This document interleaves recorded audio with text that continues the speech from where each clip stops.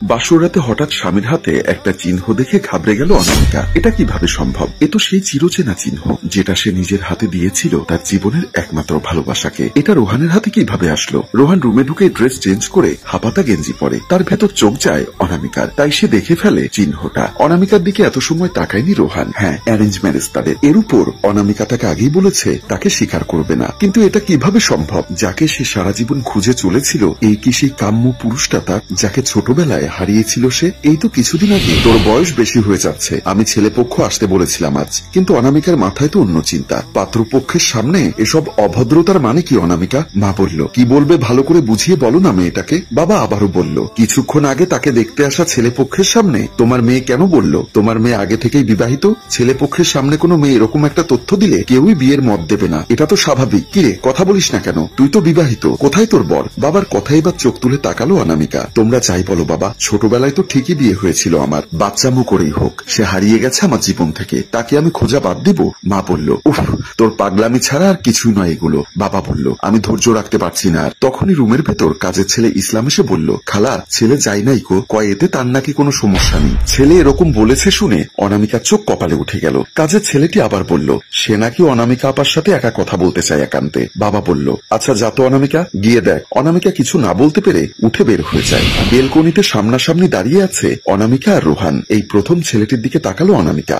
দেখতে নিঃসন্দেহে সুদর্শন, চকলেট কালারের সুন্দর পাঞ্জাবি পরে আছে, ভদ্র পরিপাটি সাজে এসেছে উজ্জ্বল শ্যামলা বর্ণের ছেলেটি। তবে এসে নিচের দিকে তাকিয়ে আছে। অনামিকা মনে মনে ভাবলো, এই নাকি সে কথা বলবে, এসে তো নিজেই মাথা নিচু করে আছে। এই যে এবার মাথা তুলে তাকালো রোহান। প্রথম অনামিকার চোখে চোখ পড়ল তার। অনামিকা এক পলকের জন্য তার চোখের দিকে তাকিয়ে থাকলো। কেমন যেন মায়া আছে চোখটাতে, আর অনেক দুঃখ।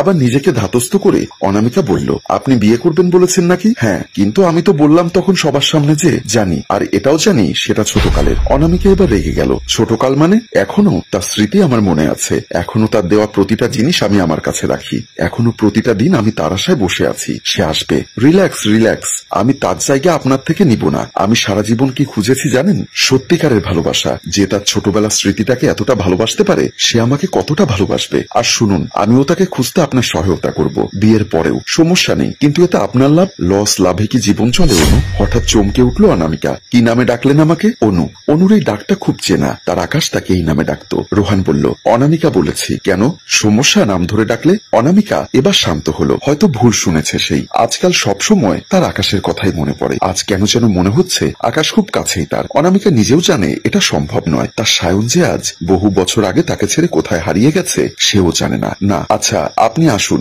আপনার মতের অপেক্ষায় থাকবো। বিশ্বাস করুন, আমি অন্য ছেলেদের মতো নই। যদি ভরসা করেন তবে জানাবেন। রোহান পেছনে একবারও না ফিরে চলে যায়। অনামিকার বাবা মা দুজনেরই রোহানকে পছন্দ।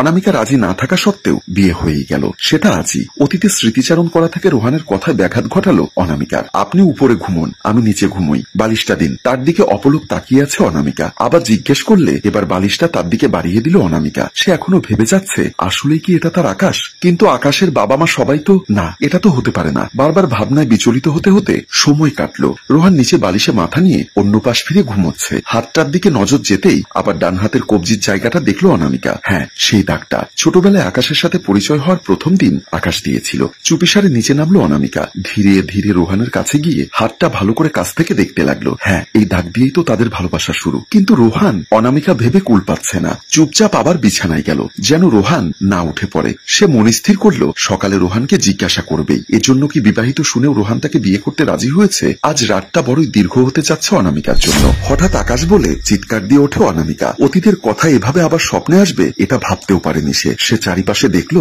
ফুলশয্যার বিছানা। তারপর সব ধাতস্থ হতে একটু সময় লাগলো। আবার মনে আসলো কাল রোহানের হাতের দাগ। সেই কথা মনে হতে নিচে তাকালো অনামিকা, কিন্তু কেউ নেই। তার মানে রোহান উঠে গেছে। সেটা ভাবতে ভাবতেই রোহান ওয়াশরুম থেকে এসে রুমে ঢোকে। ফ্রেশ হয়ে এসেছে বোঝা যাচ্ছে, অনেক স্নিগ্ধ লাগছে তাকে। এক ধ্যানে তাকিয়ে আছে অনামিকা। কি আছে এই গম্ভীর পুরুষে? কোন টান যা অনামিকাকে টানছে এভাবে? তার চোখের দৃষ্টি রোহানের উপর পড়া মাত্রই অনামিকা চোখ নামালো। শুভ সকাল, গুড মর্নিং, ফ্রেশ হয়ে নাও, সরি নিন। হ্যাঁ বলে উঠে এলো অনামিকা। ওয়াশরুমের দিকে যেতেই আবার দাঁড়িয়ে পড়লো। রোহান চোখ ফেরালো সেদিকে। শুনুন, আমাকে তুমি করেই বলুন, সমস্যা নেই বলেই ওয়াশরুমের দিকে চলে গেল অনামিকা। মুচকি হাসলো রোহান। ডাইনিং টেবিলে বসা থেকে অনামিকা রোহানকে বলল, হাতের দাগটা কিভাবে হলো? হঠাৎ এরকম প্রশ্নে একটু ইতস্ত হলো রোহান।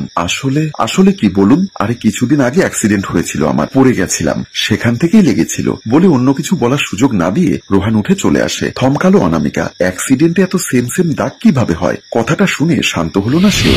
সোফায় বসা অনামিকার ননদ কাজল অনামিকার পাশে বসতেই কাজল বলল, তো ভাবি বলুন কেমন লাগছে এখানে? হ্যাঁ আলহামদুলিল্লাহ ভালো। আচ্ছা একটা কথা বলি। হ্যাঁ ভাবি বলুন, তোমার ভাইয়ের অ্যাক্সিডেন্ট কিভাবে হয়েছিল? ও মা কি বলো, আমার ভাইয়ের অ্যাক্সিডেন্ট হলো কবে? আমার জানা মতে তো বিগত কয়েক বছরে কিছুই হয়নি ভাইয়া। তাহলে হাতের দা। বলতে বলতে থেমে গেল অনামিকা। রোহান ওকে মিথ্যা বলেছে। কেন? ওকে নিজেই বের করতে হবে, তারপর না হলে না বলবে ওদের। কি হলো ভাবি, কিসের কথা বললেন? না বোন, এমনি মনে হলো উনি ফোনে কথা বলছিলেন কার সাথে। তাহলে আমি শুনতে বুঝতে ভুল করেছি। কথাটা বলে অনামিকা চিন্তায় পড়লো। আবার কি হচ্ছে সব? ও যা মনে করেছে সেটাই যদি হয়, তাহলে রোহান কেন তার সামনে এসে ধরা দিচ্ছে না? সে আসি বলে উঠে চলে আসবে। ওদিকে রুমে বসে অনামিকাকে বাড়িতে বেড়াতে নিতে ব্যাগ গোছাচ্ছে রোহান। হঠাৎ অনামিকার লাগেজের ভেতর কাপড় ভাঁজ করতেই দেখে একটা পুতুল, ভেতরে লুকোনো রাখা একটা পুতুল, খুব যত্নে রাখা।